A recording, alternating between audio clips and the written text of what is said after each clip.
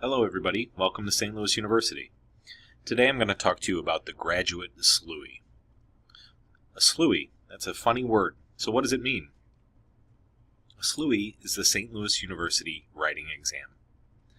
This is a placement exam for non-native speakers of English. You'll take the exam during orientation week, which is usually the week before classes begin. So be here on time. The SLUWE is an English language proficiency measurement. The test measures your writing, reading, and grammar skills. It takes about 90 minutes to complete the test. The SLUWE is used to determine a placement recommendation for your writing instruction here at SLUWE. The results of the test may indicate to us that you need more English language support. That means that the SLUWE can affect what you were originally promised as your classes. So if your skills appear low according to the test, we might recommend that you take an additional English writing course. So it's important to take this exam seriously. The SLUWE is used as one piece of the admissions and placement puzzle here at SLUWE. When you apply, you submit your academic transcripts and grades from your previous coursework. You might also provide incoming test scores, English tests such as the TOEFL or IELTS, and graduate scores such as the GMAT or the GRE.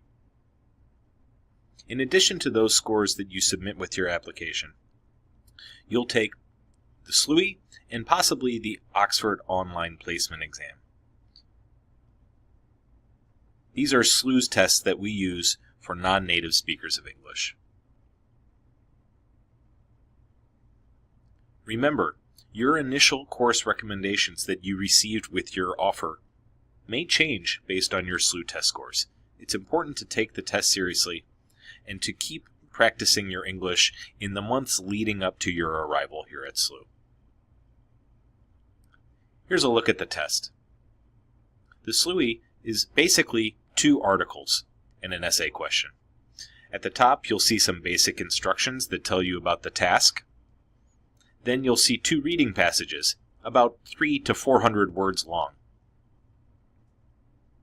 Then you'll see an essay question. This is the question you need to answer in your essay writing. We'll take a closer look at this soon. You'll also receive 2 pieces of lined paper that you can write your essay on.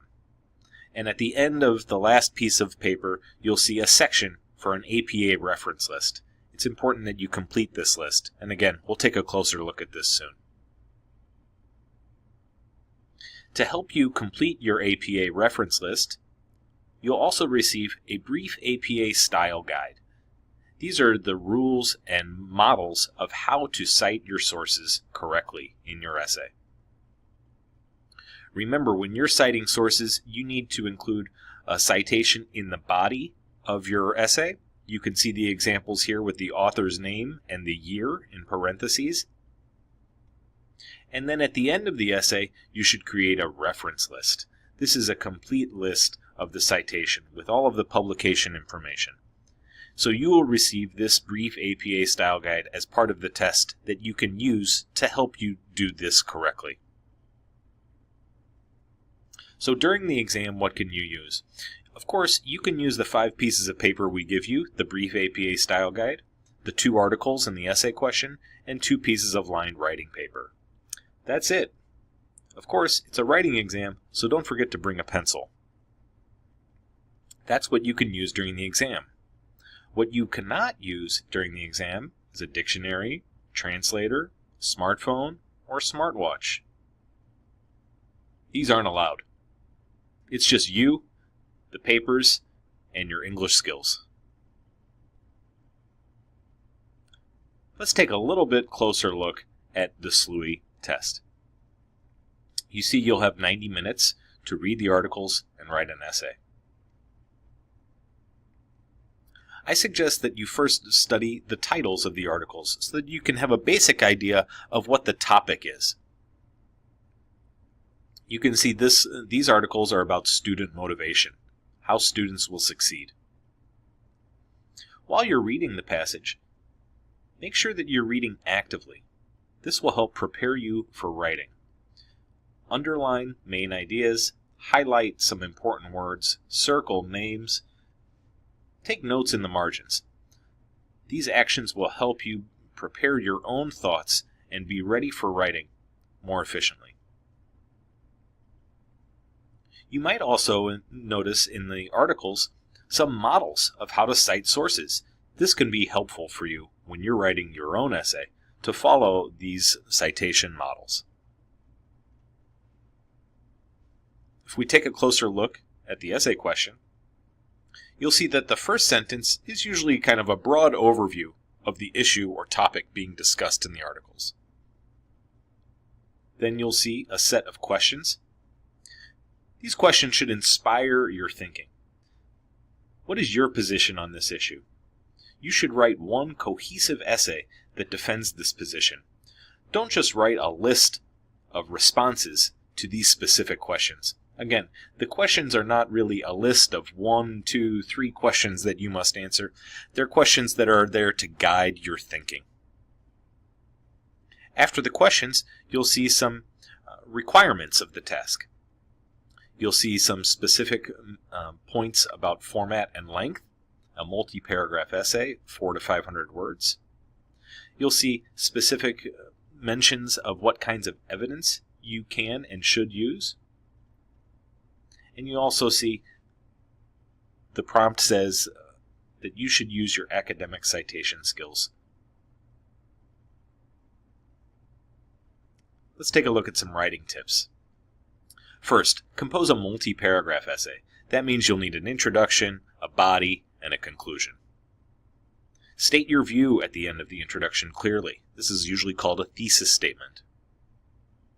Support your position in the body paragraphs of the essay. Use evidence from both articles, and don't forget in-text citations to demonstrate your academic skills. You can also use your general knowledge and your own experience to help support your thesis. Then in the conclusion, put the issue into a broader context. Don't forget to create a reference list using the APA style guide that will be provided during the test. For reading, read actively. Remember to underline, circle, highlight key names and ideas. Pay attention to people, organizations, and keywords that are repeated throughout the text. Identify opposing views on the topic.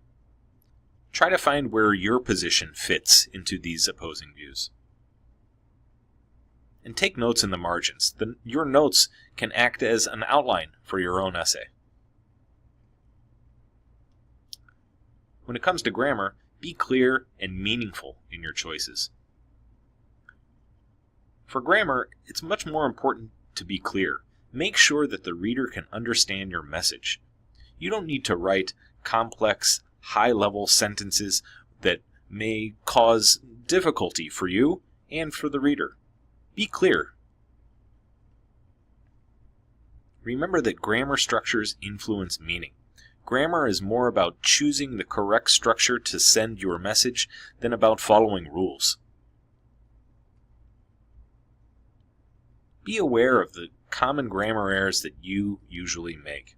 Have a mental list of those common errors in your mind and save some time at the end of the test to look for and correct those errors.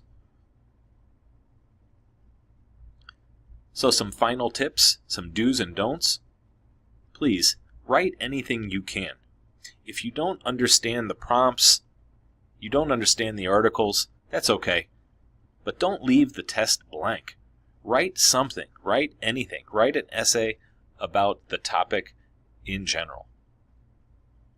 If you leave the test blank, we think that you can't write anything in English. This will affect your recommendations and placement.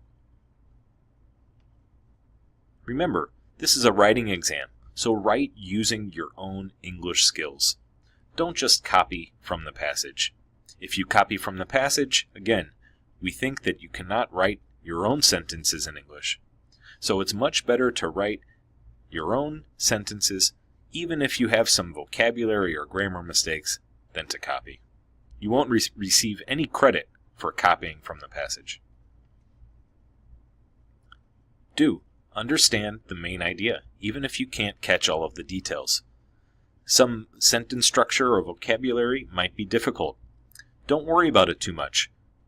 You need to be efficient, understand main ideas, and don't get lost in the vocabulary or parts of the articles that you might not understand. Do have a time management plan when you begin the test.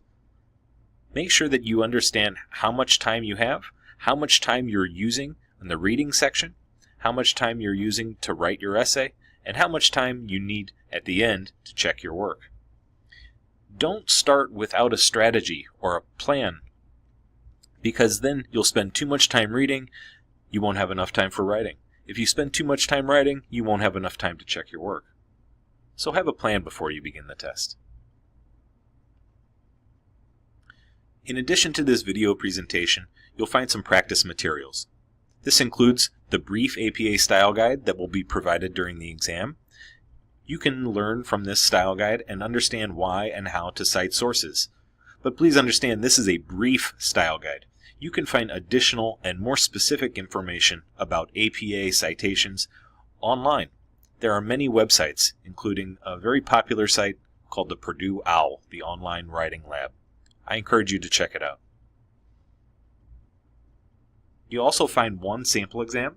This exam includes a student response essay.